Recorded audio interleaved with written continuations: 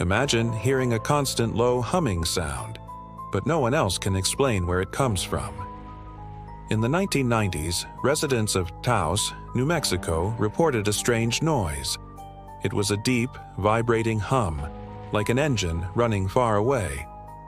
Only about 2% of people could hear it, yet it drove some nearly insane. Scientists studied the town but never found the source. Was it secret technology, a natural phenomenon, or something out of this world? This is Fact and Fear.